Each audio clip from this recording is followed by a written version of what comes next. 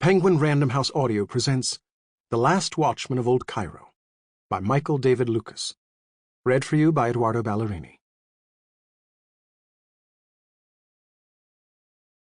For Mona, her mother, her grandparents, and on back through the generations.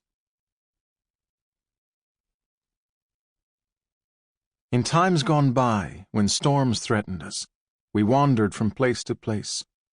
But by the mercy of God, we have now been enabled to find a resting place in this city. Moses Maimonides. Chapter 1.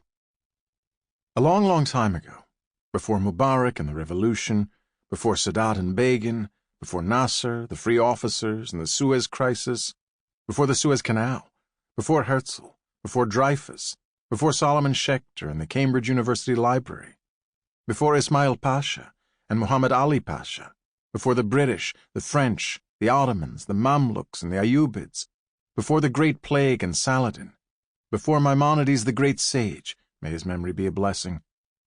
Our story begins before all this, in the reign of Al-Mustansir, when Cairo was still two cities and the Jews but a tribe among them.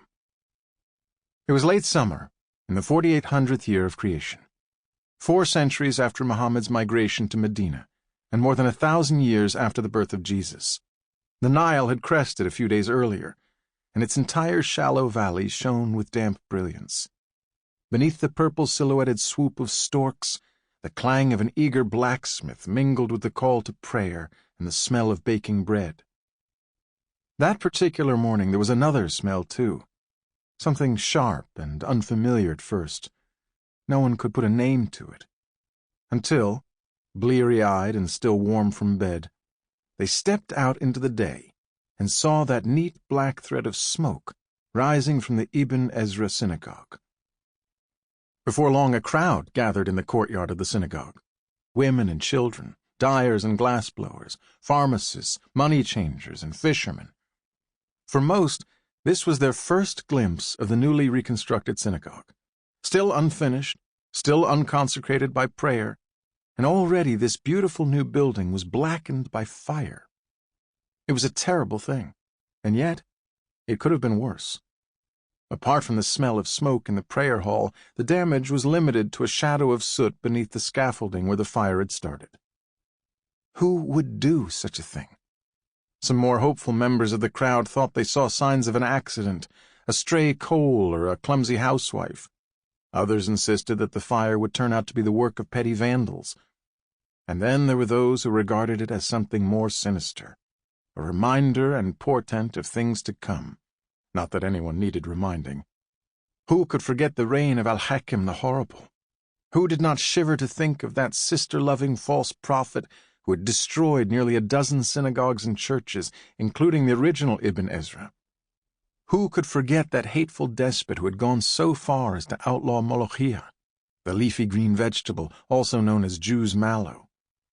He was gone now, Al-Hakim, dead for nearly 20 years, and the current caliph, Al-Mustansir, had proven himself to be a friend of the Jews. Still, one never knew.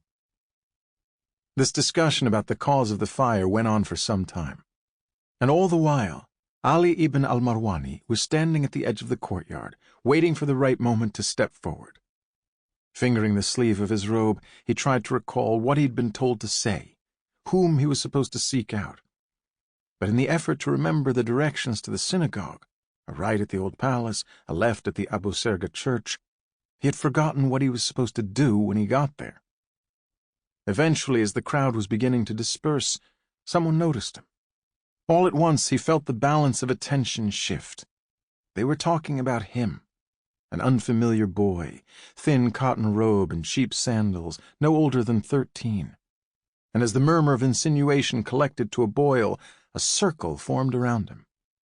For a moment, Ali was alone in the middle of the courtyard. Then a young man stepped forward and grabbed him by the scruff of his robe. "Did you do this?" the young man demanded, forcing Ali's gaze toward the remnants of the fire. Ali opened his mouth, but he was not able to speak. "It is said that a thief returns to the scene of his crime," the young man continued. Could not the same be said for our arsonist? There was a buzz of agreement, followed by a few muttered calls for revenge. Why does he not respond? Why did he not announce himself? What is his business with us? The young man paused and looked out over the crowd as if expecting an answer. Instead, the silence was punctured by the sound of an older man clearing his throat. Shamaria the Pious, someone said, and everyone stepped aside, making way for a hunched man with a mane of white hair tangled in his beard. When he got to the center of the circle, he addressed himself to the young man, who was still holding Ali by the scruff of his robe. Amram, he said, is it not written that we should judge everyone from his most favorable side? Yes, father, but would you not— Release him, Shamaria the Pious said, then turned to Ali. He did not smile, but his eyes crinkled with compassion. Tell us your business here, my child. There was a long silence before Ali could bring himself to speak. I have a message from Abu Sa'd, he said finally. The crowd grew ever more silent as Ali produced a note from the sleeve of his galabeah. Abu Sa'd was chief advisor to the caliph and the Jews' most important ally inside the palace. Correspondence from Abu Sa'd was always important, but on this day of uncertainty, the Jews of Fustat were particularly eager for his reassurance. You are not Abu Sa'd's usual messenger, Shamaria the Pious observed. What is your name, my child? Ali ibn al-Marwani. You are Muslim? Ali nodded. And your father's profession? He was a water carrier, but he died before I was born. I live with my mother's brother near Babzuela. May God protect the orphans, Shamaria the Pious said, and a murmur of assent rippled through the crowd. Once Ali's business, name, faith, and patrimony were established, Shamaria the Pious unfolded Abu Sa'd's note and read through it twice. He closed his eyes for a moment to think. Then he pulled a reed pen from his pocket, requested a bit of ink, and composed a reply in the reverse. This is for Abu Sa'd, he said, handing the note back to Ali. You must not give it to anyone else. Do you understand? Yes, Ali said, and he returned the note to the folds of his sleeve. Shamaria the Pious concluded the exchange by addressing himself to the assembled crowd, though his words were clearly intended for his son Amram. We should not stoop to unfounded accusations, especially not today. There is too much work to be done.